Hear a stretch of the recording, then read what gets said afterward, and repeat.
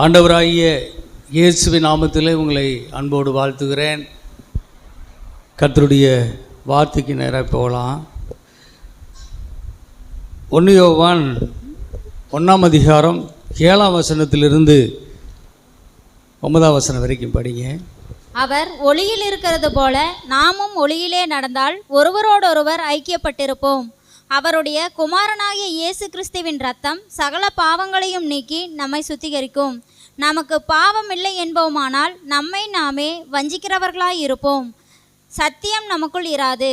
நம்முடைய பாவங்களை நாம் அறிக்கையிட்டால் பாவங்களை நமக்கு மன்னித்து எல்லா அநியாயத்தையும் நீக்கி நம்மை சுத்திகரிப்பதற்கு அவர் உண்மையும் நீதியும் உள்ளவராயிருக்கிறார். அருமையான தேவ பிள்ளைகளே, இயேசு கிறிஸ்துவின் ரத்தம் சுத்திகரிக்கிறது என்ற தலைப்பில் இன்றைக்கு தேவ செய்தியை நாம் தியானிக்க போகிறோம். லேவியராகமம் 17ஆம் அதிகாரம் 11ஆம் வசனத்தை நாம் இப்படி வாசித்தோம். மாம்சத்தின் உயிர் இரத்தத்தில் இருக்கிறது. நான் அதை உங்களுக்கு பலிபீடத்தின் மேல் உங்கள் ஆத்துமாக்களுக்காக பாவ நிவர்த்தி செய்யும்படிக்கு கட்டளையிட்டேன். ஆத்துமாவிற்காக பாவ நிவர்த்தி செய்கிறது இரத்தமே. ரத்தம் சிந்து இல்லாமல் பாவ மன்னிப்பு கிடையாது. ரத்தம் ரொம்ப முக்கியம்.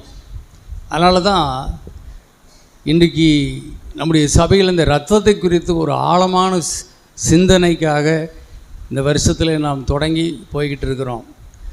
இதுதான் பேசிக். ஒரு கட்டடத்துக்கு 150 மாடி கட்டடம் கூட கட்டலாம். இவ்வளோ பெரிய கட்டடம் நிற்கணும்னா என்ன செய்யணும்? கீழே அஸ்திபாரம் ஆழமாக போடணும். அஸ்திபாரம் ஆழமாக இருந்தால் தான் என்ன செய்யும்? கட்டடம் நிற்கும். அது மாதிரி தான் இந்த கிறிஸ்தவ வாழ்க்கையில் அஸ்திபாரம் இரத்தத்தை குறித்த சத்தியம்தான் ரொம்ப அஸ்திபாரம். அதில் நம்ம ஆழமாக இருந்தால் மட்டும்தான், அது நல்லா தெரிஞ்சிருந்தால் மட்டும்தான் கிறிஸ்தவ வாழ்க்கை ஈஸியாக இருக்கும். ஆசீர்வாதம், சகல ஆசீர்வாதமும் அதன் மூலமாக தான் நமக்கு கொண்டு வரும். வானளாவ கிறிஸ்தவ வாழ்க்கையினுடைய உயர்வை நாம் காண முடியும். அதனால தான் இந்த இரத்தம் பற்றின சத்தியத்தில் நாம் அதிக கவனம் செலுத்த வேண்டும். கவனம் செலுத்தி கொண்டு இருக்கிறோம். பாவ மன்னிப்பு உண்டாகணும். தேவன் ரசிக்கக்கூடாதபடிக்கு அவருடைய கரம் குறுகி போகவில்லை, கேட்கக்கூடாதபடிக்கு அவருடைய செவிகள் அந்தமாகவும் இல்லை. உங்கள் பாவங்களே, உடைய அக்கிரமங்களே அதுக்கு தடையாக இருக்குது. அப்போ அந்த தடையை நீக்கணும். அப்போ தடை எதில் நீக்கணும்னா அதற்கான பாவ நிவாரண பலி, இரத்தம் சிந்தப்பட வேண்டும்.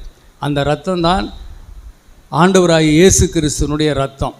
அது வரும் வரைக்கும் என்ன செய்தது?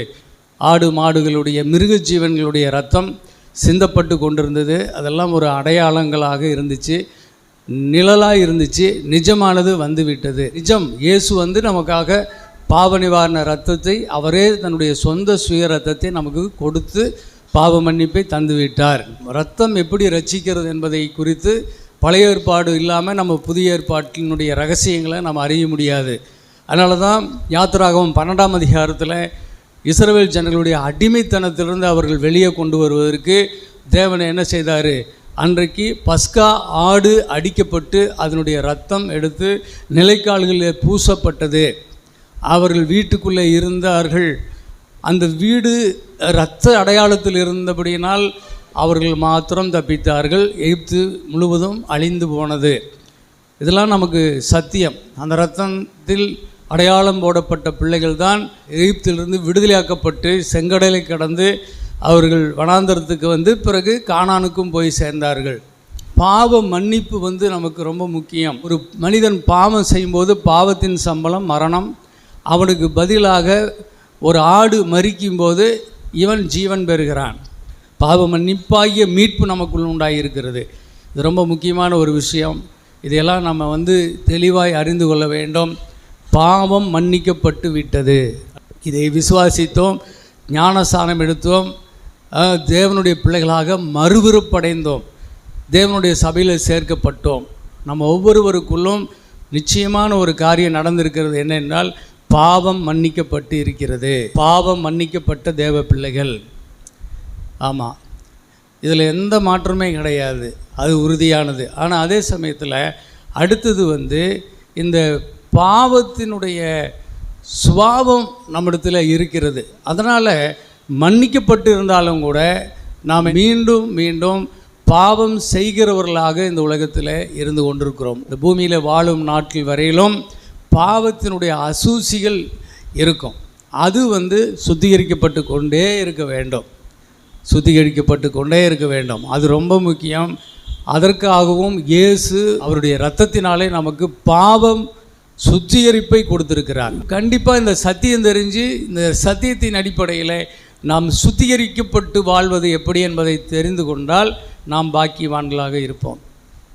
என்னாகமம் புஸ்தகம் 19ஆம் அதிகாரத்தில் இந்த பாவத்தை சுத்திகரிப்பதற்காகவே அங்கு ஒரு பிரமாணம் கொடுக்கப்பட்டிருக்கிறது. பாவ சுத்திகரிப்பை செய்வதற்காகவே சிவப்பான ஒரு கெடாரியை பிடிக்க வேண்டும். அது ஆசாரியனிடத்திலே கொண்டு கொடுக்கப்பட வேண்டும். அந்த ஆசாரியன் அதை பாளையத்துக்கு புறம்பே அதை கொண்டு போக வேண்டும். அவன் கொண்டு போய் அந்த சிவப்பான கெடாரியை அந்த ஆசாரியன் அங்கே கொல்லுவான். அந்த இரத்தத்தை எடுத்து ஆசரிப்பு கூடாரத்துக்கு நேராக 7 முறை தெளிப்பான். அதற்கு பிறகு அந்த பாளையத்துக்கு புறமே அது சுட்டு எரிக்கப்பட வேண்டும். அது சுட்டு எரிக்கப்பட்டு கொண்டு இருக்கும்போது கேதுரு கட்டைகளையும் ஈசோப்பையும் சிவப்பான நூலையும் அந்த கிடாரி எரிகிற அந்த நெருப்பிலே போட வேண்டும். அது போட்ட உடனே அதுவும் சேர்ந்து சாம்பலாயிரும்.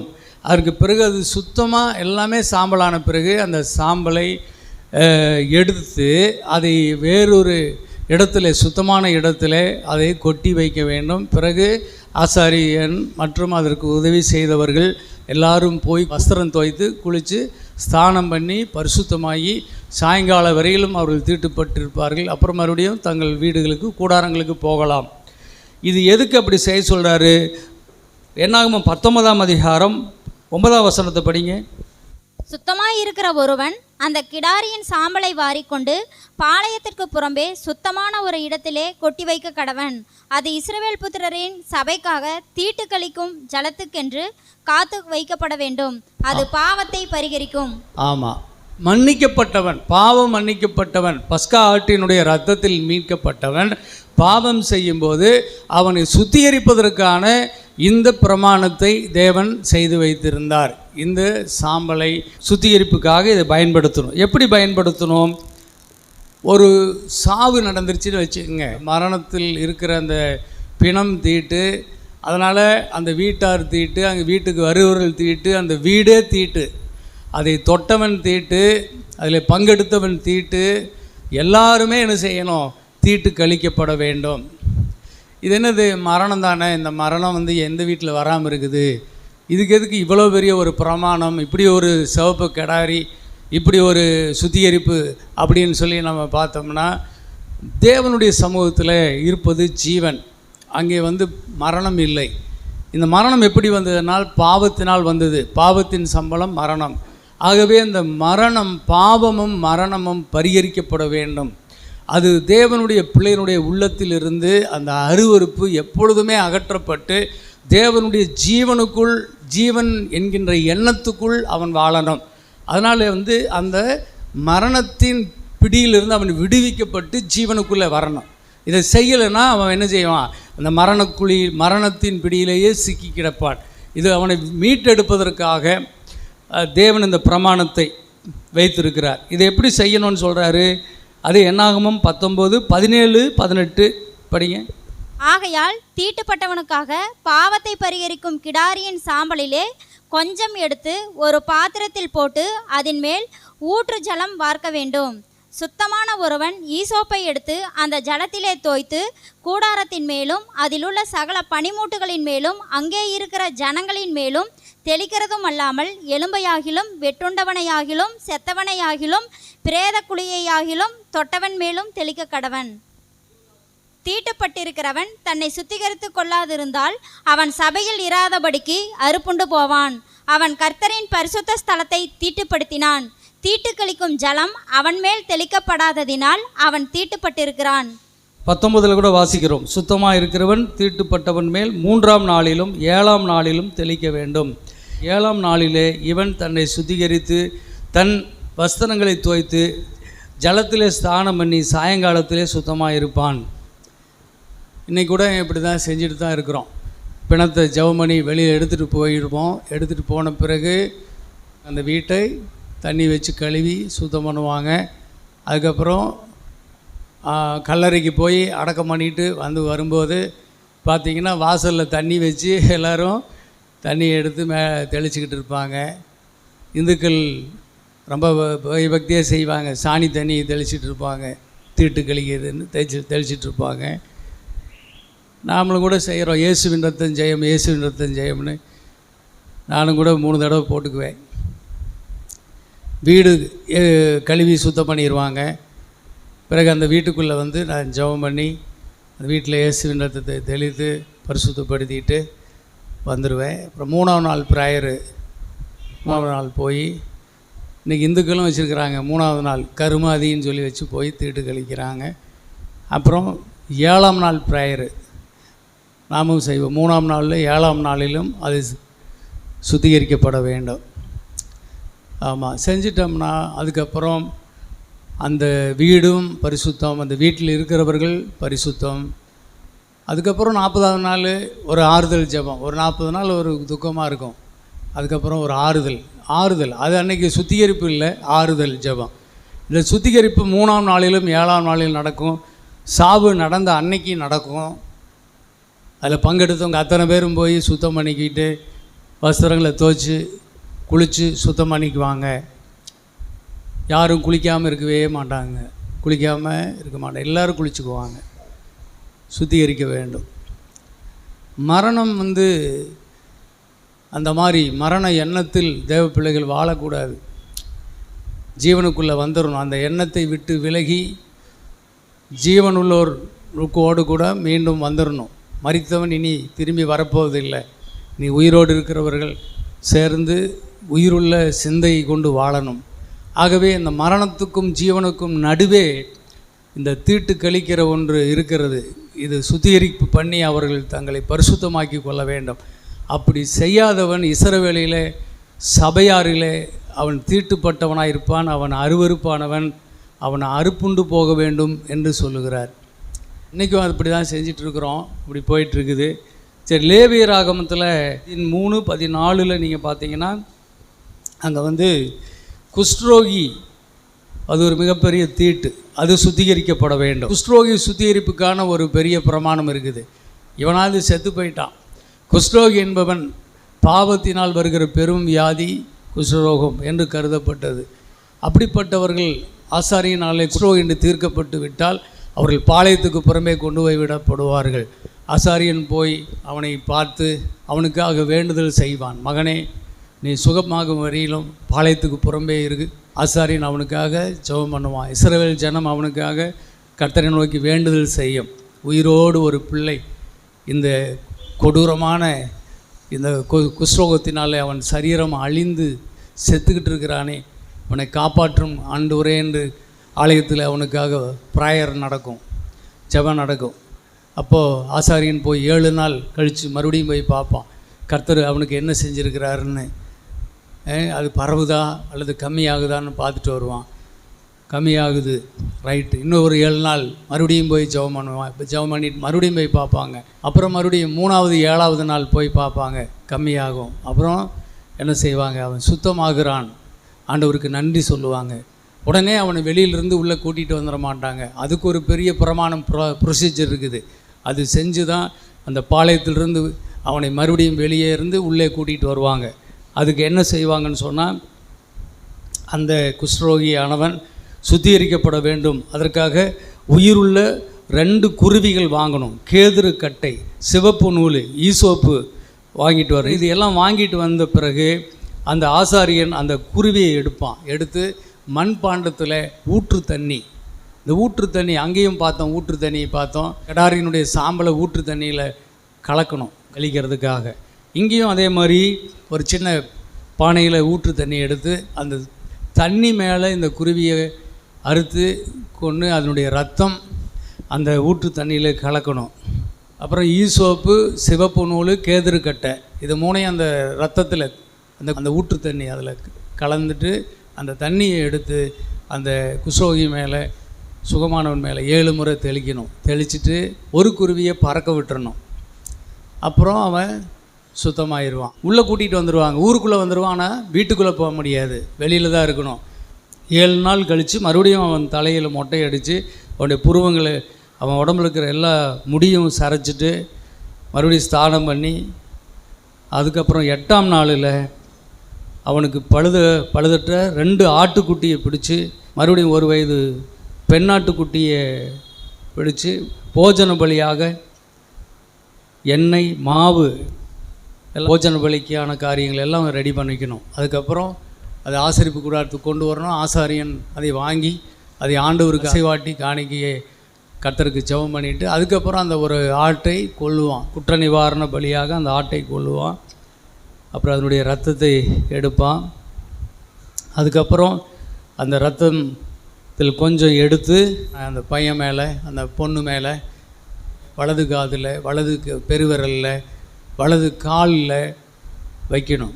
இரத்தத்தை அடையாளம் வச்சு கர்த்தருடைய சமூகத்தில் அந்த இரத்தத்தை பலிபீட தண்டையில் ஊற்றிடணும். அதுக்கு பிறகு கொஞ்சம் எண்ணெய் எடுத்து அதையும் வலது காதில், வலது கையில், வலதுக்கு பெருவிரலில் தொடரணும். மீதி எண்ணெய் அவன் தலைமையிலேயே பூசிடணும். தலையிலிருந்து உச்சங்கால் வரையிலும் அவனை பூசி விடணும். அதுக்கு பிறகு அவனை குளிக்க வச்சு அவனை ஸ்நானம் பண்ணி, பிறகு இன்னொரு ஆடு இருக்குல்ல அதை அடித்து, அப்புறம் போஜன பலியை ரெடி பண்ணி, அப்புறம் கர்த்தருக்கு படைப்பு செலுத்தணும். முடிஞ்சுது. அவனை இனிமேல் போ, வீட்டுக்குள்ளே ஊருக்குள்ளே போய் சுகமாறு அப்படின்னு அனுப்பிச்சிடுவான். எவ்வளோ பெரிய ப்ரொசீஜர் பாருங்கள். பவுல் இது பழைய ஏற்பாட்டில் நல்லா ஊறி போனவன். அப்போது இந்த மாதிரி நம்ம செய்யணும்னு நினைக்கிறத செய்யாமல், செய்யக்கூடாதுங்கிறத நம்ம செய்ய வைக்குதே இந்த பாவம்.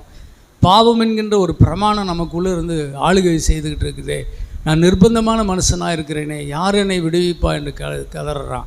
அப்போது ஆண்டவராகிய இயேசு அந்த பாவத்தை அவர் தன்மேல் ஏற்றுக்கொண்டு தன்னுடைய சரீரத்தில் அவர் சுமந்து தீர்த்தபடியினால் நான் விடுவிக்கப்பட்டேன் என்று அங்கே ரோமர் 8ஆம் அதிகாரத்தில் அவன் சொல்லுகிறான். ஆனால் அதே சமயத்தில் இங்கே எபிரேயர் புஸ்தகம் 9ஆம் அதிகாரத்தில் 9ஆம் வசனத்தையும் 10ஆம் வசனத்தையும் வாசிங்க. இதே சம்பவத்தில் நாம் அப்படியே இங்கே பார்க்க முடியும். படிங்க. எபிரேயர் 9ஆம் அதிகாரம் 9-10. அந்த கூடாரம் இக்காலத்திற்கு உதவுகிற ஒப்பனையாய் இருக்கிறது. அதற்கேற்றபடியே செலுத்தப்பட்டு வருகிற காணிக்கைகளும் பலிகளும் ஆராதனை செய்கிறவனுடைய மனசாட்சியை பூரணப்படுத்தக்கூடாதவைகளாம். இவைகள் சீர்திருத்தல் உண்டாகும் காலம் வரைக்கும் நடந்தேறும்படி கட்டளையிடப்பட்ட போஜன பானங்களும் பலவித ஸ்நானங்களும் சரீரத்திற்கேற்ற சடங்குகளுமே அல்லாமல் வேறல்ல. பாருங்க, ஸ்தோத்திரம். அப்போ இதெல்லாமே அந்த கூடாரத்தில் என்ன நடக்குதோ அதை தான் இங்கே சொல்கிறார். இப்போ நேரம் நான் சொல்லிகிட்டு இருந்த சம்பவத்தை தான் இங்கே சொல்கிறார். மனசாட்சியை பூரணப்படுத்தக்கூடாதவைகளாம் சரீரத்துக்கு ஏற்ற சடங்குகளே அல்லாமல் வேறு அல்ல. ஒரு சடங்கு இவைகள் என்ன சொல்லுதுன்னா, இவைகள் கிறிஸ்துவை பற்றின ஒரு உபதேசம். இது கிறிஸ்துவை பற்றி போதிப்பதற்காக சிவப்பு கடாரி, ஆமாம், பாளையத்துக்கு புறம்பே கிறிஸ்து நமக்காக பாளையத்துக்கு புறம்பே கொண்டு போகப்பட்டு அங்கே அவர் உயிரோடு கொல்லப்பட்டார். ஆமாம், அவர் நம்மை எப்படி சுத்திகரித்தார் என்பதை குறித்த ஒரு பாடத்தை நமக்கு சொல்லி கொடுக்கறது தான் இந்த விஷயம். 9ஆம் அதிகாரம் 11ஆம் வசனத்தில் இப்படி படிக்கிறோம். படிங்க. 11. கிறிஸ்துவானவர் வரப்போகிற நன்மைக்குரிய பிரதான ஆசாரியராக வெளிப்பட்டு கையினால் செய்யப்பட்டதாகிய இந்த சிருஷ்டி சம்பந்தமான கூடாரத்தின் வழியாக அல்ல, பெரிதும் உத்தமமான கூடாரத்தின் வழியாகவும் வெள்ளாட்டுக்கடா, இளங்காளை இவைகளுடைய இரத்தத்தினாலே அல்ல, தம்முடைய சொந்த இரத்தத்தினாலும் ஒரே தரம் மகா பரிசுத்த ஸ்தலத்திலே பிரவேசித்து நித்திய மீட்பை உண்டு பண்ணினார். அது எப்படி எனில், காளை, வெள்ளாட்டுக்கடா இவைகளின் இரத்தமும் தீட்டுப்பட்டவர்கள் மேல் தெளிக்கப்பட்ட கடாரியின் சாம்பலும் சரீர சுத்தியுண்டாகும்படி பரிசுத்தப்படுத்துமானால், நித்திய ஆவியினாலே தம்மைத்தாமே பழுதற்ற பலியாக தேவனுக்கு ஒப்பு கொடுத்த கிறிஸ்துவினுடைய இரத்தம் ஜீவனுள்ள தேவனுக்கு ஊழியம் செய்வதற்கு உங்கள் மனசாட்சியை செத்த கிரியைகளற சுத்திகரிப்பது எவ்வளவு நிச்சயம். ஆமென், ஆமென், அல்லேலூயா, ஸ்தோத்திரம். இங்கே அந்த சம்பவத்தை தான் அப்படி இங்கே மேற்கோள் காட்டி சொல்கிறாரு. அவைகளெல்லாம் ஒரு சடங்கு. அது மனசாட்சியை சுத்திகரிக்கிறது இல்லை. ஆனாலும் அப்படிப்பட்ட காரியங்கள் மூலமாகவும் ஒரு குஷ்டரோகி சுகமாகிறான், அவன் மீண்டும் சுத்திகரிக்கப்பட்டு தேசத்துக்குள்ளே வந்து சேருகிறான். அப்படியானால் அந்த கெடாரியினுடைய சாம்பல், அந்த தண்ணீர் தெளிக்கப்பட்டு ஒருவன் சுத்திகரிக்கப்பட்டு மீண்டும் இஸ்ரவேலினுடைய ராஜ்யத்திற்குள்ளே வந்து அவன் வாழ முடியுமே. ஆனால் இங்கே சொல்லுகிறார் 14ஆம் வசனத்தில், நித்திய ஆவியினாலே தம்மைத்தாமே பழுதற்ற பலியாக தேவனுக்கு ஒப்பு கொடுத்த கிறிஸ்துவினுடைய இரத்தம் ஜீவனுள்ள தேவனுக்கு ஊழியம் செய்வதற்கு உங்கள் மனசாட்சியை செத்த கிரியைகளற சுத்திகரிப்பது எவ்வளவு நிச்சயம். அப்போ அதுவே உங்களை அப்படி சுத்தம் பண்ணி அவங்கள அன்னைக்கு பாதுகாத்தது என்றால், இன்றைக்கு 12ஆம் வசனத்தில் படிக்கிறபடி இயேசுவானவர் தன்னுடைய சொந்த இரத்தத்தினாலே ஒரே தரம் பலியிடப்பட்டு மகா பரிசுத்த ஸ்தலத்தில் பிரவேசித்து நமக்கு நித்திய மீட்பை உண்டு பண்ணியிருக்கிறார். நித்திய ஆவியினாலே நமக்காக அவர் சிந்தின இரத்தம் நம்முடைய மனசாட்சியை சுத்தம் செய்து செத்த கிரியைகளற நீங்களாக்கி நம்ம கிறிஸ்துவுக்குள் வாழ்வதற்கு நமக்கு உதவி செய்கிறதற்கு அது எவ்வளவு நிச்சயம் உள்ளதாக இருக்கிறது. நம்பணும் பாருங்கள், இது ஒரு பெரிய விஷயம். இதை நீங்கள் விசுவாசிக்கும்படி இன்றைக்கு உங்களுக்கு நான் இந்த போதனையை நான் கொண்டு வருகிறேன். புதிய ஏற்பாட்டில் சுத்திகரிப்பு பற்றி சொல்லியிருக்குதா? பழைய ஏற்பாடு அதெல்லாம் பழசுங்க, அந்த சடங்கு சம்பிரதாயமெல்லாம் இப்போ எதுக்குங்க பேசிகிட்டு இருக்கிறீங்க அப்படின்னு ஒரே வார்த்தையில் சொல்லி முடிச்சுருவாங்க நம்ம பரிசுத்தவான்கள். ஆனால் அருமையான தேவ பிள்ளைகளே, சோத்திரம், புதிய ஏற்பாட்டில் என்ன பண்ணியிருக்குதுன்னா, மத்தேயு 5:8 இப்படி வாசிக்கிறோம், இருதயத்தில் சுத்தமுள்ளவர்கள் பாக்கியவான்கள், அவர்கள் தேவனை தரிசிப்பார்கள். இருதய சுத்தமுள்ளவர்கள் தான் தேவனை தரிசிக்க முடியும். இயேசுவே சொன்னார். அப்போது 1 தீமோத்தேயு 1:5 என்ன சொல்லுது? கற்பனையின் பொருள் என்னவெனில், சுத்தமான இருதயத்திலும் நல் மனசாட்சியிலும் மாயமற்ற விசுவாசத்திலும் பிறக்கும் அன்பே. ஆமாம். அடுத்து 2 கொரிந்தியர் 7:1 சொல்லுது, பாருங்க. இப்படிப்பட்ட வாக்கு தத்தங்கள் நமக்கு உண்டாயிருக்கிறபடியினால் பிரியமானவர்களே, மாம்சத்திலும் ஆவியிலும் உண்டான எல்லா அசூசியும் நீங்க நம்மை சுத்திகரித்து கொண்டு பரிசுத்தமாகுதலை தேவ பயத்தோடே பூர்ணப்படுத்த கடவோம். ஆமேன். அல்லேலூயா சொல்லுங்க பார்ப்போம். ஆமாம், இங்கேயும் நம்மை சுத்திகரித்து கொள்ளணும். மாம்சத்தையும் ஆவியிலும் மாம்சத்திலும் ஆவியிலும் உண்டாக்குற அசூசி, பொலிசன், அழுக்குகள் நீங்கி நம்மை சுத்திகரித்து கொள்வதை பற்றி இங்கேயும் சொல்லப்பட்டிருக்கிறது. தீத்து 2ஆம் அதிகாரம் 14ஆம் வசனம் 15 2ஐயும் படிங்க. அவர் நம்மை சகல அக்கிரமங்களினின்று மீட்டுக்கொண்டு தமக்குரிய சொந்த ஜனங்களாகவும் நற்கிரியைகளை செய்ய பக்தி வைராக்கியம் உள்ளவர்களாகவும் நம்மை சுத்திகரிக்கும்படி நமக்காக தம்மை தாமே ஒப்பு கொடுத்தார். இவைகளை நீ பேசி போதித்து சகல அதிகாரத்தோடும் கடிந்துகொள். ஒருவனும் உன்னை அசட்டை பண்ண இடங்கொடாதிருப்பாயாக. இந்த சுத்திகரிப்பை பற்றி நீ இதை போதித்து கொண்டு இரு, ஒருவனும் உன்னை அசட்டை பண்ண விட்டுறாத அப்படின்னு தீத்துவுக்கு பவுல் சொல்கிறாரு. எதுக்கு சுத்திகரிப்பு? தன்னுடைய சொந்த ஜனமாக இருப்பதற்கு. எதற்கு சுத்திகரிப்பு? நாம் ஆண்டவருக்கு நற்கிரியைகள் செய்வதற்கு. எதுக்கு சுத்திகரிப்பு? நாம் தேவனுக்கு பக்தி வைராக்கியம் உணவுகளாய் வாழ்வதற்கு. தேவனுடைய ஜெராக்ஸ், அவர் பரிசுத்தர், நானும் பரிசுத்தர். அவர் நற்கிரியை செய்கிறவர், நானும் நற்கிரியை செய்கிறவன். அவர் தெய்வ பக்தி உள்ளவராய் இருந்தார் இயேசு, நானும் தேவனுக்கு பக்தி உள்ளவனாய் நான் வாழ்வேன். அப்போ இந்த காரியங்கள் எல்லாம் நமக்குள்ளே ஏற்படுத்துவதற்காக நாம் என்ன செய்வோம்? நம்முடைய மனசாட்சியை சுத்திகரித்து கொண்டிருக்க வேண்டும். இதெல்லாம் புதிய ஏற்பாட்டில் இல்லைன்னு நினச்சிக்காதீங்க. புதிய ஏற்பாட்டில் நம்முடைய மனசாட்சியை சுத்தமாக வச்சுருந்தால் தான் சுத்த இருதயம் உள்ளவர்களுக்கு கர்த்தர் நல்லவராகவே இருக்கிறார். அவர்கள் தேவனை தரிசிப்பார்கள். இந்த மனசாட்சியே நம்மை குற்றவாளி என்று தீர்க்குமானால் மனசாட்சிக்கு மேலே அவர் இருந்து நம்மை தீர்த்திடுவார்.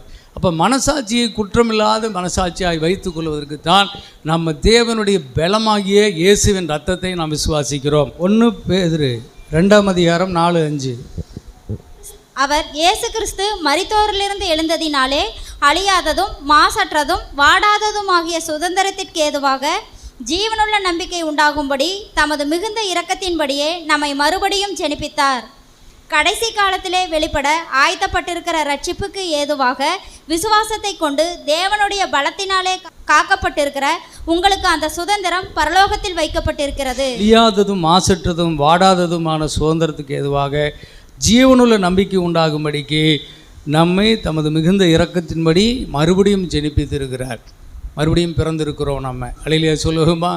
வாடாததும் அழியாததும் மகிமையான நம்பிக்கை உள்ள பிள்ளைகளாக, இன்னும் எபேசியில் படிக்கும்போது கரை திரை முதலானவைகள் ஒன்றும் இல்லாமல் மாசற்றதும் மகிமை உள்ளதுமான சபையாக அவருக்கு முன்பு நம்மை நிறுத்தி கொள்வதற்காக என்று அங்கே எழுதப்பட்டிருக்கிறது. அடுத்த வசனத்தில் வாசிக்கிறோம், கடைசி காலத்தில் வெளிப்பட ஆயத்தமாக இருக்கிற ரட்சிப்புக்கு ஏதுவாக விசுவாசத்தை கொண்டு தேவனுடைய பலத்தினாலே காக்கப்பட்டிருக்கிற உங்களுக்கு அந்த சுதந்திரம் பரலோகத்தில் வைக்கப்பட்டிருக்கிறது. பாருங்கள், நீங்கள் பரிசுத்தமாக ஏன் வாழணும்? பரிசுத்தமாக இருந்தால் தான் பரலோகம் போக முடியும் அப்படின்னு சொல்லி நம்ம பரிசுத்தத்துக்காக நம்ம முக்கி வாழ்ந்துட்டு இருக்கிறோம். ஆனால் கர்த்தருக்கு ஸ்தோத்திரம், தேவனுடைய பிள்ளைகளை பரிசுத்தமாய் வாழ வேண்டும், பரலோகம் போக வேண்டும். அதுக்கு மாத்திரம் இல்லை, என்னை பொறுத்தவரை இந்த வசனத்தில் நீங்கள் படித்தீங்கன்னா அதில் சொல்லிக்கிறது, எப்போ நீங்கள் மறுபடியும் பிறந்தீங்களோ அப்போவே உங்களுக்கு பரலோக ராஜ்யம் ரிசர்வ்டு. இங்கிலீஷ் பைபிளில் அழகாக சொல்லுது. அது உங்களுக்காக எப்படி ட்ரெயினில் ஒரு ட்ரெயின் புக் பண்ணிட்டீங்கன்னா கண்டிப்பாக என்ன செய்யலாம், நீங்கள் போய் உங்களுக்கான ஒரு நம்பரு, ஒரு சீட்டு எல்லாமே புக்கிங் போய் உட்காந்து அழகாக போயிடலாம். அது மாதிரி பரலோக ராஜ்யம் நமக்கு ரிசர்வ் ஆயிடுச்சு, ஆயத்தமாய் ஆல்ரெடி ரிசர்வ் ஆயிடுச்சு. ஆனால் சோத்திரம், பரலோக ராஜ்யத்தில் நாம் போய் சேர்ந்து அந்த சுதந்திரம், அது வாடாத மகிமையான சுதந்திரம், என்னென்றைக்குமான சுதந்திரம் நமக்கு இருக்குது. ஆனால் பூமியிலேயே அந்த சுதந்திரத்திற்கு தேவ பலத்தினாலே இன்றைக்கு நாம் காக்கப்பட்டு கொண்டிருக்கிறோம். அந்த தேவனுடைய பலத்தினால் காக்கப்பட்டு கொண்டிருக்கிறோம். அந்த தேவ பலன் எதில் இருக்குதுங்க? இயேசுவின் ரத்தத்தில் தான் தேவனுடைய பலனே இருக்குது. இயேசுவின் ரத்தம் ஜெயம். ரத்தம் தாங்க, ரத்தம்தான் செங்கடலை பிளந்தது அந்த இரத்த வல்லமை தான். அந்த பார்வோன் சேனையை செங்கடலில் அழித்து அடிமைத்தன நுகத்தை இன்று கண்ட எகிப்தினை என்றுமே காண மாட்டாய் என்று அழித்து அவர்களை முற்றிலுமாய் இனி சத்துருக்களே இல்லாமல் அவரை வெளியில் கொண்டு வந்து சேர்த்தது இயேசுவின் ரத்தம் தான். அல்லேலூயா சொல்லாமா? இன்றைக்கி தேவனுடைய பலன் எதில் இருக்குதுன்னா, கர்த்தராகிய இயேசு கிறிஸ்துனுடைய ரத்தத்தில், தேவனுடைய ஜீவனில் தான் தேவனுடைய பலன் இருக்குது. அந்த இரத்தத்தின் பலனை நாம் அறிந்து கொண்டால் அந்த இரத்தத்தில் தான் நாம் எல்லாம் பாதுகாக்கப்பட்டு என்ன செய்ய போகிறோம்? இந்த பூமியிலையும் அந்த இரத்தத்தின் ஆசீர்வாதங்களை பெற்றுக்கொண்டு கடைசி காலத்தில் இந்த இரத்த வல்லமையை கொண்டு தான் பரிசுத்தமுள்ளவர்களாக, மாசற்றவர்களாக, கரைதரையற்றவர்களாக கிறிஸ்து வரும்போது அவருக்கு முன்பாக எதிர்கொண்டு போகிறவர்களாக நாம் காணப்பட முடியும். அதெல்லாம் ரொம்ப முக்கியமான விஷயம் இதெல்லாம். ஆகவே மனசாட்சியை சுத்திகரித்து கொண்டு பரிசுத்தமாய் வாழ்வதற்கு நமக்கு உதவி செய்கிறது எதுன்னு சொன்னால், ஆண்டவராகிய இயேசு கிறிஸ்துவினுடைய ரத்தம். ரத்தத்தில் தான் நாம் பாதுகாக்கப்படுகிறோம். அதனால தான் ரத்தம் ஜெயம் என்று சொல்லுகிறோம். ரத்தம் ஜெயம், ரத்தம் ஜெயம், ரத்தம் ஜெயம், ரத்தம் ஜெயம். ஆமாம், பெந்தகோஸ்து ஊழியத்தில் ரொம்ப முக்கியமானது ரத்தம் தான். அல்லேலூயா சொல்லுங்க பார்ப்போம். ஆமாம், ரத்தத்தை உச்சரித்து கொண்டே இருக்கணும், ரத்தத்தை நாம் போற்றி கொண்டே இருக்கணும். அருமையான தேவப்பிள்ளைகளே, இதில் 1 தீமோத்தேயு 1:5 வாசிக்கிறோம், கற்பனையின் பொருள் என்னவென்றால் சுத்தமான இருதயத்திலும் நல் மனசாட்சியிலும் மாயமற்ற விசுவாசத்திலும் பிறக்கும் அன்பே. கற்பனை என்பது என்னங்க? கற்பனை என்பது என்ன? 10 கட்டளை. 10 கட்டளையினுடைய பொருள் என்ன அப்படின்னு சொன்னால், நீ அதை கடைப்பிடிப்பியா அப்படின்னு ஆண்டவர் கொடுத்த போது வாங்கிட்டாங்க, நாங்கள் கடைப்பிடிப்போம். 10 என்ன, 100 கொடுத்தா கூட நாங்கள் கடைப்பிடிப்போம், எங்களால் முடியாதா அப்படின்னு அவங்க வாங்கிட்டாங்க. ஆனால் அவங்களால 10 கடைப்பிடிக்க முடியல. ஆமாம், ஒன்றிலே அவன் தவறினால் அவன் என்ன செய்கிறான்? நியாயப்பிரமாணம் முழுவதிலும் அவன் தவறினவன் ஆகிறான். ஆகவே ஒருவனும் நியாயப்பிரமாணத்தை நிறைவேற்ற முடியல. எல்லாருமே நியாயப்பிரமாணத்தை நிறைவேற்ற முடியாத பாவிகளாக தீர்க்கப்பட்டு எல்லாமே சிறையில் அடைக்கப்பட்டவர்களாக இருந்தார்கள். நியாயப்பிரமாணத்தை மீறுகிறது பாவம், பாவத்தின் சம்பளம் மரணம். ஆமாம், எல்லாருமே சாவுக்கு எதுவாக தான் இருந்தாங்க. ஒரே ஒருத்தர் தான் நியாயப்பிரமாணத்தை 100க்கு 100 நிறைவேற்றினார். அவர் தான் இயேசு கிறிஸ்து. அல்லேலூயா சொல்லுங்க பார்ப்போம். ஆனால் இந்த புண்ணியவானுங்க, இந்த பெரிய பரிசுத்தவானுங்க, இந்த ஒரே ஒருவரை பெரிய பாவின்னு சொல்லி தீர்த்து சிலுவையில் அரைஞ்சிட்டாங்க. ஆனால் கற்பனையினுடைய பொருளை நிறைவேற்றி முடித்தவர் நம்முடைய கர்த்தராகிய இயேசு கிறிஸ்து. சுத்தமான இருதயத்தில் நல் மனசாட்சியில் மாயமற்ற விசுவாசத்தில் பிறக்கும் தூய்மையான அன்பில் தேவன் கற்பனையை நிறைவேற்றினார். அல்லேலூயா சொல்லுங்க. இன்றைக்கி அவர் தான் நமக்கு மாதிரி. இந்த உலகத்தில் யாருமே 10 கற்பனையை நிறைவேற்றி முடித்தவர் யாருமே இல்லை. ஆனால் இன்றைக்கு நமக்கு ஐடியல், நமக்கு ஒரு அடையாளம், நமக்கு ஒரு முன்மாதிரி, நமக்கு ஒரு அடிசுவடு கர்த்தராகிய இயேசு கிறிஸ்து மட்டும்தான். அல்லேலூயா சொல்லுங்க. நமக்கு மாதிரியாக இருக்கிறார். அவரை நம்ம பின்பற்றும் போது நாமும் கூட சுத்தமான இருதயத்திலும் நல் மனசாட்சியிலும் மாயமற்ற விசுவாசத்திலும் நாமும் பிறக்கும் அந்த அன்பில் இந்த பிரமாணங்களை நிறைவேற்றுவர்களாக நாம் காணப்பட முடியும். அதனால் பாவ மன்னிப்பு அப்படிங்கிறது ஒன்று இருக்குது, அதை நம்ம பெற்றுக்கிட்டோம். இப்போ நமக்கு என்ன தேவை என்றால் அனுதினமும் பாவம் சுத்திகரிக்கப்படுகிற ஒரு ரகசியம் தெரியணும். பாவம் சுத்திகரிக்கப்பட்டு வாழ்வதற்கான வழி நமக்கு தெரியணும். அது தெரியலன்னு சொன்னால் நாம் ஒரு குற்ற மனசாட்சி உள்ளவர்களாய் போயிடுவோம். மனசாட்சி கண்டமாயிரும். மனசாட்சியே உன்னை குற்றவாளி என்று தீர்க்குமானால் மனசாட்சிக்கு மேலே இருந்து அவரும் உன்னை குற்றவாளி என்று தீர்க்கத்தான் வேண்டும், வேறு வழி இல்லை. ஆனால் தேவன் என்ன செய்திருக்கிறார் என்று நம்ம அறிந்து கொள்ளும்போது மனசாட்சி சுத்தமாகும், தேவனும் நம்ம நியாய்ந்திருக்க முடியாது. அதான் ரோமர் 8 சொல்லியிருக்கிறாரு, அவருடைய ஆவியின்படி நடத்தப்படுகிறவர்களுக்கு அக்கினி தீர்ப்பு கிடையாது. ஆவியிலும் மாம்சத்திலும் நாம் சுத்திகரித்து கொண்டு வாழ்வதற்கான வழி தேவனுடைய வசனத்திலே நமக்கு காட்டப்பட்டிருக்கிறது. நாம் அந்த சுத்திகரிப்பை நாம் கற்றுக்கொண்டு அதை பெற்றுக்கொண்டு ஜீவிக்கும்போது நம்ம நியாய தீர்ப்புக்கு முடியாது. நம்ம இதில் என்ன நியாய தீர்ப்பு? நம்மையே நியாயம் தீர்த்துக்கிறோம். நிறைய வேலையில் நம்ம குற்ற மனசாட்சி இருக்கிறதுனால தான் நம்ம ஜெபம் பண்ணுறதுல நமக்கு நம்பிக்கை வர மாட்டேங்குது. ஒருவேளை அவர் ஜெபம் பண்ணால், பாஸ்டர் ஜெபிச்சா, அல்லது இன்னொரு பெரிய ஊழியக்காரர் இருக்கிறாரு அவர் ஜெபிச்சா நம்ம ஜெபம் கேட்கப்படுமா? நம்ம ஜெபத்தையெல்லாம் எப்படி கேட்பார்? நான் தான் பாவியாச்சே, நான் குற்ற மனசாட்சியில் வாழ்கிறேனே அப்படின்னு சொல்லிட்டு காணிக்கை எழுதி அவங்களுக்கு போட்டுட்டு என்ன செய்கிறோம்? ஜெபம் பண்ணுங்க, உபவாசிங்க, ஜெபிங்க பரிசுத்தவானே அப்படின்னு உட்கார்ந்துட்டு இருக்கிறோம். அப்படி இல்லை, அப்படி உட்கார்றதை அவர் விரும்பலை. அவர் இதற்கான பிரமாணத்தை நமக்கு செய்து முடித்திருக்கிறார். நீ அதை தெரிந்து கொள்ளணும். நீ உன் மனசாட்சியை சுத்தம் பண்ணி கொண்டு நீ தேவனுக்கு முன்பாக நிற்க வேண்டும். நீ தேவனை தரிசிக்கணும். நீ சுத்தமான நல் மனசாட்சியிலே நீ பிரமாணத்தை நிறைவேற்றுகிற பிள்ளையாய் நின்றால், கற்பனையின் பொருளாகி அந்த அன்பு உனக்குள்ளே நிறைந்திருந்தால் தேவனுடைய ஜெபத்தை எப்படி கேட்காம போவார்? ஆண்டவராக இயேசு சொன்னார், என் ஜெபத்தை என் பிதா தள்ளவே மாட்டார். நான் எப்பொழுது ஜெபிச்சாலும் என் ஜெபம் கேட்கப்படும். இப்பொழுதும் ஜெபத்தை கேட்கிறவர் என்று நான் அறிவேன். கூடியிருக்கிறவங்களுக்காக நான் ஜெபம் பண்ணுறேன் அப்படின்னு சொல்லி ஜெபிச்சுட்டு லாசருவே வெளியே வா என்றார். உடனே அவன் எழுந்து வெளியே வந்தான்.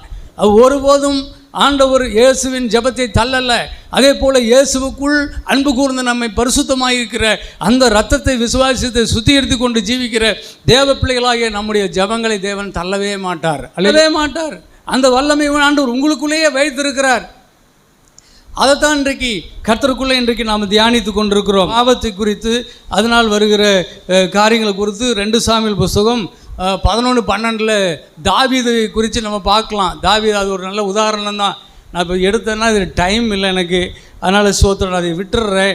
ஆனால் சங்கீதம் 51 விட முடியாது. 51 தாவீது பச்சைபாலை உரியாவின் மனைவியே இச்சித்து அவளை எடுத்துக்கிறான், விபச்சாரம் பண்ணி அவளை எடுத்துடுறான். பிறகு அவள் புருஷன்கிட்ட சேர்த்து கூட பார்க்கும்போது அவன் பாளையத்தில் சண்டைக்கு போனவன் அவன் திரும்பி அவன் வீட்டுக்கு போக மாட்டேங்கிறான். கர்த்தருடைய பெட்டியும் இஸ்ரவேலும் அதிபதி எல்லாமே பாளையத்தில் யுத்தத்தில் இருக்கும்போது நான் போய் என் மனைவியோடு நான் இருக்கிறதுக்கு என்ன காலமாக, நான் போக மாட்டேன் அப்படின்னு சொல்லி பிடிவாதமாக இருக்கிறான். சரி, வேறு வழி இல்லாமல் இவனை என்ன செஞ்சிடறான்? தாவீது தந்திரமாக இவனை யோவாப்புக்கிட்ட சொல்லி யுத்தத்தில் இவனை கொண்டுட்டு செய்தி அனுப்புன்றான். அதே மாதிரியே செய்தி வந்துடுது. யாருக்கு தெரியலன்னு நினச்சிட்டு இருக்கிறான், ஆனால் கர்த்தருக்கு தெரியும். அது நாத்தான் வேலை கொண்டு கர்த்தர் அவனை விசாரிக்கிறார். நீ இந்த மாதிரி இப்படி பண்ணினது என்ன அப்படின்னு சொல்லி சொல்கிறார். அப்போது யாரும் எந்த பாவமும் மறைக்கப்பட்டிருக்குன்னு நினைக்கலாம், ஆனால் தேவனுக்கு மறைக்கப்பட முடியாது. அதே மாதிரி நம்மளுடைய மனசாட்சிக்கு அது மறைக்கப்பட முடியாது. அவை சோத்திரம். நான் சொன்ன விஷயம் 2 சாமுவேல் 11ஆம் அதிகாரம் 12ஆம் அதிகாரம் வீட்டில் படிங்க. அது இதை வச்சு தான் தாவீது 51 அவர் எழுதியிருக்கிறார். ஆண்டவரே, நான் என் அக்கிரமம், என் பாவம், என் மீறுதல் எல்லாமுக்கு முன்பாக இருக்கிறது, நான் பாவம் செய்தேன் அப்படி இப்போ ஒத்துக்கிட்டு அவன் மன்னிப்புக்காக மன்றாடுகிறான். மன்னிப்புக்காக மட்டுமல்ல, 5ஆம் வசனத்தில் வாசிக்கிறோம், என் தாய் என்னை பாவத்தில் கர்ப்பந்தரித்தாள், நான் துர்குணத்தில் உண்டானேன், என் தாய் என்னை பாவத்தில் கர்ப்பந்தரிச்சிட்டா அப்படின்னு சொல்லி, அப்போ எனக்கு உள்ளேயே என்ன வந்துருச்சு? அந்த பாவம் சுபாவம் வந்துருச்சு, அந்த துர்குணம் வந்துருச்சு, அந்த அழுக்கு வந்துருச்சு. அது அழிக்கப்பட வேண்டும். நீரோ உண்மை இருக்க வேண்டும் என்று நீர் விரும்புகிறீர். அதே சமயத்தில் அந்த ஞானத்தை நீர் எனக்கு தெரியப்படுத்தி நான் அதிலிருந்து விடுதலையாக்கப்பட வேண்டும் என்று இப்பொழுது நான் மன்றாடுகிறேன். அப்படி சொல்லி தான் ஈசோப்பினால் என்னை கழுவும், அப்பொழுது நான் சுத்தமாவேன். உறைந்த மலையிலும் வெண்மையாவேன் என்று சொல்கிறான். சுத்த இருதயத்தை எனக்கு தாரும், நிலையுறமான ஆவி எனக்கு தாரும், நான் இழந்து போன அந்த ரட்சிப்பின் சந்தோஷத்தை மீண்டும் எனக்கு தந்து உற்சாக ஆவியினால் என்னை நிரப்பும் ஆண்டவரே என்று அவன் இந்த வசனத்தின் அடிப்படையில் தான் அவன் ஆண்டவர்கிட்ட அவன் கெஞ்சி அவன் மீண்டும் அவனை சுத்திகரிப்புக்காக மன்றாடுகிறான். பாவ மன்னிப்புக்காக மட்டுமல்ல, பாவத்திலிருந்து முற்றிலுமாய் சுத்திகரிக்கப்பட்டு வாழ்வதும் நமக்கு ரொம்ப அவசியம். 2 கொரிந்தியர் 7ஆம் அதிகாரம் 1ஆம் வசனத்தில் வாசித்தோம் இல்லையா? மாம்சத்திலும் ஆவியிலும் உண்டான எல்லா அசூசியும் நீங்கி நாம் நம்மை சுத்திகரித்து கொண்டு பரிசுத்தமாகுதலை தெய்வ பயத்தோடு நாம் பூரணப்படுத்த வேண்டும். இப்போ இந்த மாம்சத்திலும் ஆவியிலும் உண்டாகிற அசூசி, அசுத்தமான இருதயம், அசுத்தம் உள்ளிருந்தே வருது வெளியில். எப்படி தான் பாருங்கள், ஒரு காரை சுத்தம் பண்ணி வச்சாலும் அழுக்காயிருது. ஒரு வீட்டை எவ்வளவு தான் சுத்தம் பண்ணி அந்த வீட்டை பூட்டி வச்சுட்டு போனாலும் அப்புறம் ஒரு வாரம் கழித்து வந்து பாருங்கள், அந்த வீட்டில் இப்படி தொட்டு எடுத்து பாருங்கள், தூசி இருக்கும். எப்படி தான் வருதுன்னே தெரில. இது மாதிரி தான் உள்ள இருதயத்துக்குள்ளே இருந்து மாசுகள் வருகிறது. இதைத்தான் மார்க் 7ஆம் அதிகாரம் 20ஆம் வசனத்திலிருந்து 22 வரைக்கும் அப்படியே படிச்சிருங்க. மனுஷனுக்குள்ளே இருந்து புறப்படுகிறதே மனுஷனை தீட்டுப்படுத்தும். எப்படி எனில் மனுஷருடைய இருதயத்திற்குள்ளிருந்து பொல்லாத சிந்தனைகளும் விபச்சாரங்களும் வேசித்தனங்களும் கொலைபாதகங்களும் களவுகளும் பொருளாசைகளும் துஷ்டத்தனங்களும் கபடும் காம விகாரமும் வன்கண்ணும் தூசணமும் பெருமையும் மதிகேடும் புறப்பட்டு வரும். பொல்லாங்கானவைகளாகிய இவைகளெல்லாம் உள்ளத்திலிருந்து புறப்பட்டு மனுஷனை தீட்டுப்படுத்தும் என்றார். ஆமாம், உள்ளே இருந்து புறப்பட்டு வருகிறவர்களே மனுஷனை தீட்டுப்படுத்தும். வெளியே இருந்து போகிறது ஒன்றும் இல்லை, அதுக்கு வேறு டிபார்ட்மெண்ட். அது வயிற்றுக்குள்ளே போய் ஆசனம் வழியாக வெளியே போயிடும். ஆனால் இது உள்ளே இருந்து வெளியே வந்து மனுஷனை தீட்டுப்படுத்திகிட்டு இருக்குது. ஆகவே அசுத்தமான எண்ணம், யோசனை, அசுத்தமான சிந்தை, அசுத்தமான செயல்கள் வாழ்க்கையை கரைப்படுத்திக்கிட்டே இருக்குது அப்படின்னு சொல்கிறார். இதெல்லாம் உள்ளிருந்து வந்து என்னை தீட்டுப்படுத்துது. ஆகவே இந்த அந்தகரணத்தில் உண்மையை இருக்க வேண்டும் என்று நீர் விரும்புகிறபடி என்னை உண்மை உள்ளவனாய் மாற்றும். உம்முடைய ஈசோப்பினால் என்னை கழுவும், உம்முடைய ஈசோப்பினால் என்னை சுத்திகரியும் என்று கேட்கிறார். அன்றைக்கி பழைய ஏற்பாட்டில் என்ன செய்தோம்? அந்த ஈசோப்பு தான் அந்த அந்த ஆட்டை அறுத்து, பஸ்கா ஆட்டை அறுத்து, அப்போ ஈசோப்பில் தொட்டு தான் என்ன செய்யணும்? அந்த அந்த ரத்தத்தை பூசணும், தெளிக்கணும். அதே மாதிரியே சுத்திகரிப்பு பண்ணும்போதும், மரண சுத்திகரிப்பாக இருந்தாலும், குஷ்ரோக சுத்திகரிப்பாக இருந்தாலும், எந்த பாவ சுத்திகரிப்பாக இருந்தாலும், குற்ற நிவாரண பலி சுத்திகரிப்புக்கு எல்லாத்துக்குமே இந்த ஈசோப்பின் மூலமாய் ரத்தத்தை எடுத்து தெளிக்க வேண்டும். ஆகவே இந்த பிரமாணத்தை ஆண்டவர் வச்சிருந்தார். இந்த பிரமாணத்தின்படி தான் அவன் கேட்குறான், ஈசோப்பினால் என்னை சுத்திகரியும். இன்றைக்கி ஈசோப்பு எங்கே இருக்குதுன்னு சொன்னால், நம்முடைய நாக்கு தான் ஈசோப்பு. நம்முடைய நாக்கின் மூலமாக இயேசுவின் ரத்தம் கொண்டு நாம் நம்மை சுத்திகரிக்க வேண்டும். இயேசுவின் ரத்தம் ஜெயம் என்று சொல்லணும். இயேசுவின் ரத்தத்தினாலே என் மனது பரிசுத்தமாகட்டும், என் மனது சுத்தமாகட்டும் என்று நாம் சொல்லணும். நாம் சொல்லும்போது நம்முடைய மனசாட்சி சுத்தமாகும். அது ரொம்ப சிம்பிளான வேலை தான். இதை விசுவாசித்து நம்ம இதை செஞ்சுட்டு வந்தால் இது அற்புதமான பலனை நமக்கு கண்டிப்பாக கொடுக்கிறது. தேவ பிள்ளைகளை அன்றைக்கு இதைத்தான் சொல்கிறார். எபிரேயர் 9ஆம் அதிகாரம் 13-14 தீட்டுப்பட்டவர்கள் மேலே அந்த தெளிக்கப்படுகிற கடாரியினுடைய சாம்பல் சரீர சுத்தியை உண்டு பண்ணி பரிசுத்தமாக்குமானால், நித்திய ஆவியினாலே தம்மை தாமே பழுதற்ற பலியாக தேவனுக்கு ஒப்பு கொடுத்த கிறிஸ்துவனுடைய ரத்தம் ஜீவனுள்ள தேவனுக்கு ஊழியம் செய்வதற்கு உங்கள் மனசாட்சியை செத்தக்கிரிகள் நீங்கள் சுத்திகரிப்பது எவ்வளவு நிச்சயம். ஊழியம் செய்வதற்குன்னு சொல்லியிருக்குது. ஊழியம் செய்வது என்று சொல்லுவது இந்த பாஸ்ட் இந்த பீடத்தில் செய்கிற எங்களுக்கு அப்படின்னு நினச்சிருக்காதீங்க. கிறிஸ்துவுக்காக வாழ்வதற்கு என்ற அர்த்தம். கிறிஸ்துவுக்காக வாழ்வது. நீங்களும் நானும் கிறிஸ்துவினால் மறுரூபமாக்கப்பட்ட மறுபடியும் பிறந்த நம்ம எல்லாரும் கிறிஸ்துவுக்காக செத்த கிரியைகள் நீங்கி நாம் வாழ்வதற்கு இந்த சுத்த மனசாட்சி உண்டாக்குறது இந்த நித்திய ஆவியினாலே தேவன் சிந்தி கொடுத்த இந்த அவருடைய சொந்த ரத்தம், இயேசுவின் ரத்தம் நம்மை, நம்முடைய மனசாட்சியை ஒரு சின்ன ஒரு தூசு கூட இல்லாமல் சுத்திகரிக்கிறதுக்கு அது உண்மை உள்ளதாக இருக்கிறது. அல்லேலூயா. இதைத்தான் 1 யோவான் புஸ்தகம், இப்போ படிங்க. 1 யோவான் புஸ்தகத்தில் 1 யோவான் 1ஆம் அதிகாரம் 7ஆம் வசனம். அவர் ஒளியில் இருக்கிறது போல நாமும் ஒளியிலே நடந்தால் ஒருவரோடொருவர் ஐக்கியப்பட்டிருப்போம். அவருடைய குமாரனாகிய இயேசு கிறிஸ்துவின் ரத்தம் சகல பாவங்களையும் நீக்கி நம்மை சுத்திகரிக்கும். நமக்கு பாவம் இல்லை என்போமானால் நம்மை நாமே வஞ்சிக்கிறவர்களாய் இருப்போம், சத்தியம் நமக்குள் இராது. நம்முடைய பாவங்களை நாம் அறிக்கையிட்டால் பாவங்களை நமக்கு மன்னித்து எல்லா அநியாயத்தையும் நீக்கி நம்மை சுத்திகரிப்பதற்கு அவர் உண்மையும் நீதியும் உள்ளவராய் இருக்கிறார். பாவம் செய்யவில்லை என்போமானால் நாம் அவரை பொய்யாக்குகிறவர்களாய் இருப்போம், அவருடைய வார்த்தை நமக்குள் இராது. அப்போது இயேசுவின் ரத்தம் என்ன செய்யுது? நம்முடைய சகல பாவங்களையும், வாய்த்தட்டு சொல்ல பார்ப்போம், சகல பாவங்களையும் அப்படியே ஃபுல்லாக சொல்லுங்கள். இயேசுவின் ரத்தம் நம்முடைய சகல பாவங்களையும் நீக்கி சுத்திகரிக்கிறது. பாவத்தை சொல்லி ஜெபிக்கலாம், ஒன்றும் தப்பு இல்லை. என்ன சொல்லுவார்? என்ன அறிக்கை என்றால், இயேசுவின் ரத்தம் எனக்கு என்ன செய்திருக்கிறது என்று சொல்லணும். இயேசு கிறிஸ்துவின் ரத்தம் என் பாவத்தை மன்னிக்கிறதற்காக எனக்கு வந்தது. இப்பொழுது இயேசுவின் ரத்தம் என்னை சுத்திகரிக்கிறதுக்காக வந்திருக்கிறது. மனசாட்சியை சுத்தம் பண்ணி என்னை தேவனுக்கென்று வாழ வைக்கிறதுக்காக இயேசுவின் ரத்தம் எனக்கு போதுமானது. நிறைய நேரங்களில் நீங்கள் இந்த விஷயத்தை தெரிஞ்சுக்கலைன்னா பாவம் உள்ளே வந்துடும். பாவம் வராமல் இருக்கவே முடியாது. அதில் தெளிவாக சொல்லிட்டாரு, பாவம் வராமல் இருக்க முடியாது. பாவம் இல்லை என்று சொல்லுவோமானால் நம்மை நாமே வஞ்சிக்கிறவர்களாக இருப்போம், நம்மை நாமே ஏமாற்றி கொள்வர்களாக இருப்போம். ஆகவே இந்த பொலிசன் இருக்கும், இந்த அசுத்தம் இருக்கும், இதெல்லாம் வந்துக்கிட்டு போய்கிட்டு தான் இருக்கும். ஆனால் இது நம்முடைய தெரியாமல் நம்முடைய உள்ளத்திலிருந்து தோன்றி நம்முடைய எண்ணத்தில் அது நம்ம கண்ணை இயக்கும், நம்முடைய காதை இயக்கும், நம்முடைய கால்களை கைகளை இயக்கத்தான் செய்யும். ஆகவே இதையெல்லாம் என்ன செய்யணும்? இயேசுவின் ரத்தத்தை சொல்லி சொல்லி நாம் நம்மை சுத்திகரித்து கொள்ள வேண்டும். இதுதான் போதனை. அன்றைக்கு பழைய ஏற்பாட்டில் கூட அந்த பலி, அந்த குற்ற நிவாரண பலி செலுத்துகிறோன்னே அது இயேசுவின் ரத்தம் அது தெளிக்கப்படுது. ஆசரிப்பு கூடாரத்தில் கர்த்தருக்கு முன்பாக அது தெளிக்கப்பட்டுட்டு அதை எடுத்து என்ன செய்கிறாங்க? அதை காதில் வைக்கிறாங்க, வலது காதில் வைக்கிறாங்க, வலது கையில் வைக்கிறாங்க, அந்த ரத்தத்தை கண்ணில் வைக்கிறாங்க. அந்த உச்சந்தலிலிருந்து உள்ளங்கால் வரையிலும் அந்த ரத்தம், அந்த எண்ணெய் அது பூசப்படுகிறது. ஏனென்றால் நம்முடைய ஒவ்வொரு அவயவங்களும் பரிசுத்தமாக வேண்டும். அதுதான் கிறிஸ்துவின் போதனை. அதுவும் இங்கே பவுல் சொல்லும்போது சொல்கிறாரு, முன்னே நீங்கள் பாவத்துக்கு உங்கள் அவயவங்களை ஒப்பு கொடுத்துருந்தீங்க. இந்த உச்சந்தலிருந்து உள்ளங்கால் வரையிலும் பாவத்தை செய்வதற்கு உங்கள் அவயவங்களை ஒப்பு கொடுத்தீங்க. அப்படி நீங்கள் பாவத்துக்கு ஒப்பு கொடுத்திருந்தபோது உங்களுக்கு என்ன பலன் கிடைச்சது? அதனுடைய பலன் மரணம், நரகம். ஆனால் இப்பொழுது நீங்கள் தேவனுக்கென்று மீட்கப்பட்டிருக்கிறபடியினால் உங்களுடைய உச்சந்தலை உள்ளங்கால் வரையிலும் உங்களுடைய அவயவங்களை தேவனுடைய நீதிக்கென்று ஒப்பு கொடுங்கள். நீதியின் அவயவங்களாக அது இருக்க வேண்டும் அப்படின்னு சொல்கிறாரு. இதனுடைய பலன் நித்திய ஜீவன். அல்லையிலே சொல்லுங்க பார்ப்போம். இதனுடைய பலன் உங்களுக்கு ஜீவன், நித்திய ஜீவன் என்று சொல்லுகிறார்.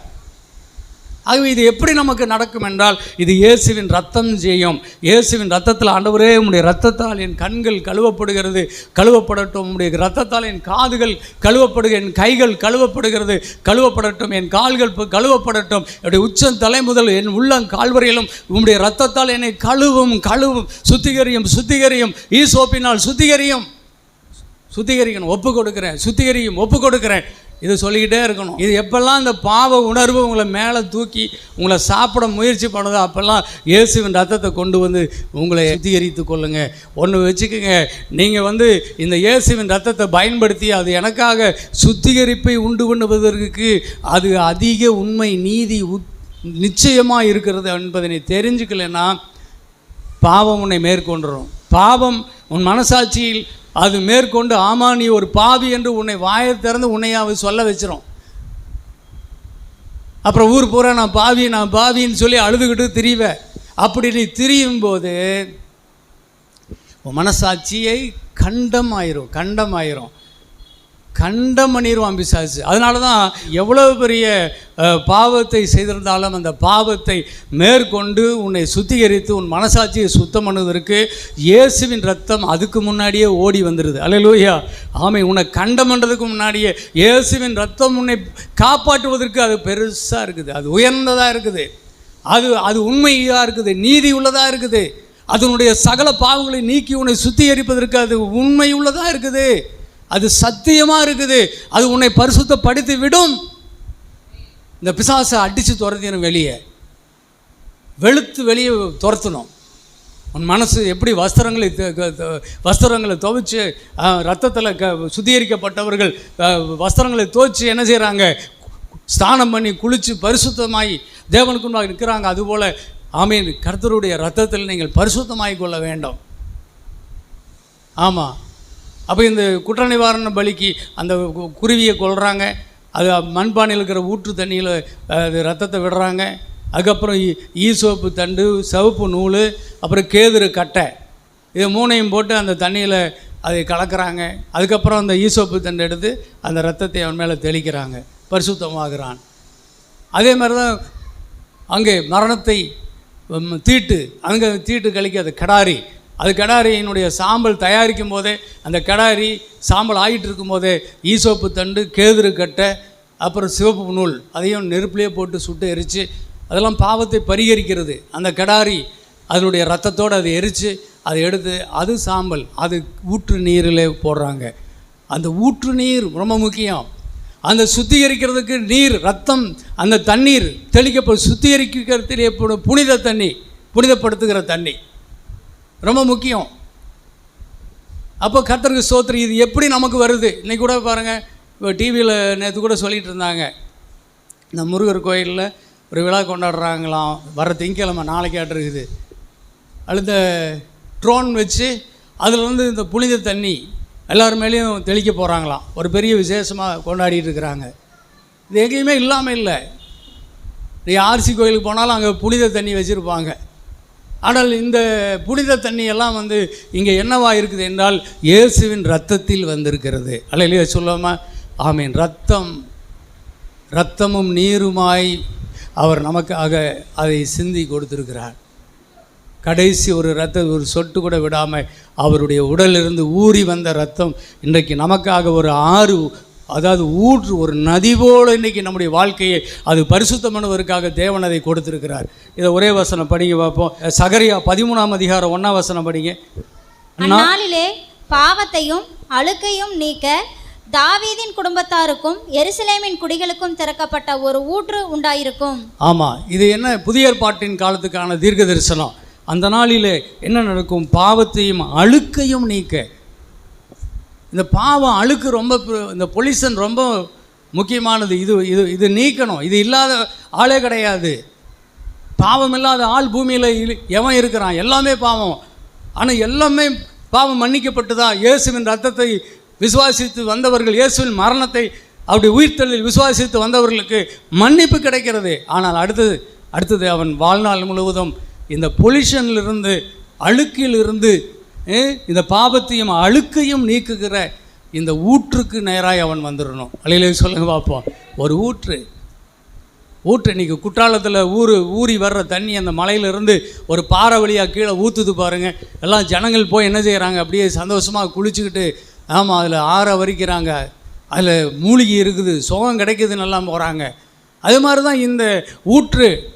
இந்த கடைசி நாளிலே கர்த்தர் அந்நாளிலே நமக்கு இந்த பாவத்தையும் அழுக்கையும் நீக்குவதற்கு தாவீதின் குடும்பத்தாருக்கும் எருசலேமின் குடிகளுக்கும் ஒரு திறக்கப்பட்ட ஊற்றை கர்த்தர் ஏற்படுத்துவார். அல்லேலூயா. இன்னைக்கு வந்துருச்சு. அது திறக்கப்பட்ட ஊற்று உண்டாயிருச்சு. இன்னைக்கு அந்த கல்வாரி சிலுவையிலிருந்து ஆண்டவர் சிந்தின அந்த திறக்கப்பட்ட ஊற்று இன்னைக்கு அது 24 ஹவர்ஸ் நமக்காக ஊற்றிக்கிட்டே இருக்குது. இது ஒரு கார்பரேஷன் பைப் இல்லை, ஒரு 2 மணி நேரம் வரும், அதுக்கப்புறம் நின்று போயிடும் அப்படிங்கிறதுக்கு. இது 24 மணி நேரமும், எந்த நேரமும் நீ உன்னை தேவனுக்கு முன்பாக சுத்தமானாய் காத்துக்கொள். நீ உன்னை சுத்தமானாய் காத்துக்கொள்வதற்கு இந்த ரத்தம் உனக்கு ஊற்றிக்கொண்டே இருக்கிறது. இயேசுவின் ரத்தம் சகல பாவங்களையும் நீக்கி உன்னை சுத்திகரித்து கொண்டே இருக்கிறது. அது சுத்திகரிப்பதற்கு அது உண்மையும் நீதியும் உள்ளதாக இருக்கிறது. இதை உணர்ந்து கொள்ள வேண்டும். ஆமாம், சும்மா பரிசுத்த வேஷமெல்லாம் போட்டுக்கிட்டு தெரியக்கூடாது. பாவம் உண்டு, கரைபடுகிறதுக்கு சூழ்நிலைகள் உண்டு இந்த உலகத்தில். நான் சாகும் வரையில் கூட இந்த பாதிப்புகள் என்னுடைய ஆவி ஆத்துமாவும் சரீரத்தை பாதிக்கக்கூடியவைகள் தான். ஆனாலும் இந்த பாவத்தை, இந்த அழுக்கை, இந்த பொல்யூஷனை விட என் ஆண்டவருடைய ரத்தம் பெரியது. அது ஒவ்வொரு நாளும் என்னை கழுவி சுத்திகரித்து என்னை அசுத்தம் நீங்கி என்னை பரிசுத்தமானாய் வாழ வைக்க முடியும். அந்த இரத்தத்தின் வல்லமையான ஜெயம் எடுத்தே தீர்வேன், ஜெயம் எடுத்துக்கொண்டே இருப்பேன். சத்தியம், நீங்கள் சத்தியத்தை அறிவீர்கள், சத்தியம் உங்களை என்ன செய்யும்? விடுதலை ஆகும். இது உண்மை. பாவத்துக்காக 3 நாள் 7 நாள் உபவாசமெல்லாம் ஜெபம் பண்ணி, ஆண்டவரே இந்த மாதிரி ஒரு ஊழியத்துக்கு போகிறேன், என் பாவத்தை கழுவி என்னை சுத்திகரிங்க, அங்கே போனேன்னா அற்புதம் நடக்கணும், அதிசயம் நடக்கணும், பாவம் மன்னின்னு கிடப்பேன். நான் 7 நாள் உபவாசம் பண்ணி எழுந்திரிச்சேன்னா நிச்சயமாக அது மனசில் பரிபூர்ணம், பரிசுத்தம், நிறைவு, அபிஷேகம், போனால் ஊழியத்தில் அற்புதம் எல்லாமே நடக்கும். ஆனால் எதனால் நடக்குது? இது என்னை எப்பொழுதும் என்னை சுத்திகரித்து கொண்டிருக்கிற ஒரு நீர் ஊற்று, ஒரு ஊற்று, திறக்கப்பட்ட ஒரு ஊற்று, அது என்னை பரிசுத்தப்படுத்துகிறது என்பது அது ஆழமான விஷயம். நிறைய நேரங்கள் அது நமக்கு தெரியறதில்ல. இதுக்காக நம்ம உபவாசம் பண்ணி கடுமையான போராட்டம் பத்தியும் இருந்தால் தான் அது கிடைக்கும் அப்படிங்கிற ரேஞ்சுக்கு நம்ம போயிடுறோம். வாரத்தில் ஒரு நாள் சுத்திகரிப்பு அப்படின்னு வச்சு சர்ச்சில் வச்சு, ஆமாம், இந்து கோயிலில் வேப்பலை அடிக்கிற மாதிரி சர்ச்சில் வச்சு பரிசுத்தாவி கூட்டம்னு வச்சு போட்டு செமக்க சத்தம் போட்டால் தான் அது வரும் அப்படின்னு நினச்சிட்டு இருக்கிறோம். அப்படியெல்லாம் இல்லை. இது ஒவ்வொரு நிமிஷமும் நமக்காக வேலை செய்கிறது. நீ வீட்டில் இருக்கும்போது, நடக்கும்போது, உட்காரும்போது, எந்திரிக்கும்போது, வேலை ஸ்தலத்தில் இருக்கும்போது, ஒவ்வொரு நிமிஷமும் இந்த இரத்தம் உன்னை சுத்திகரிக்கிறது. அதை உணர வேண்டும். அந்த இரத்தத்தில் நீ தூய்மையாக நீ வாழ வேண்டும். இது ஒரு பெரிய சத்தியங்க தேவ பிள்ளைகளை. வாழ்க்கை இன்பமாய் மாறிடும். இன்றைக்கி இதுதான் பிரச்சனை. ரத்தம் என்ன செய்யுது? ரத்தம் ஒன்று பாவ மன்னிப்பு கொடுக்குது, இன்னொன்று என்னை எப்பொழுதும் பரிசுத்தவானாய் தேவனுக்குள்ளாக நிறுத்தி கொள்ளுகிறது. எடுத்துப்பார், பிரயாசம் எடுத்து ஜெபம் பண்ணி அதை முயற்சி பண்ணு, ஒப்பு கொடுக்கணும். நிறைய பேர் மாம்சம் பலவீனம், நான் என்ன பண்ணுப்பா ஸ்டார், மாம்சம் அப்படியே என்னை மேற்கொண்டுருச்சு அப்படிங்கிறாங்க. அது எப்படி மேற்கொள்ளும்? இயேசுவின் ரத்தத்தை நீங்கள் பயன்படுத்தி கொண்டிருந்தால் மாம்சம், ஆவியிலும் மாம்சத்தில் உண்டாகிற அசூசியை நீக்க இயேசுவின் ரத்தம் உங்களுக்கு பலன் கொடுக்கும். அல்லேலூயா. அது பலன் உள்ளது என்று விசுவாசிக்க, அந்த பலத்தில் தான் நீங்கள் பாதுகாக்கப்பட வேண்டும். அந்த பாதுகாப்பினால் தான் உங்களுக்கு சுகம், பலன், ஆசீர்வாதம், ஐஸ்வர்யம் எல்லாம் கிடைக்கும். கிறிஸ்து வரும்போது அந்த வாடாத சுதந்திரத்தில் உள்ளே போகிறதுக்கு அதுதான் நமக்கு வழி. புரிந்து கொள்ளுங்கள். கர்த்தர் உங்களை ஆசீர்வதிப்பாராக. ஜெபம் பண்ணுவோம். சோதனை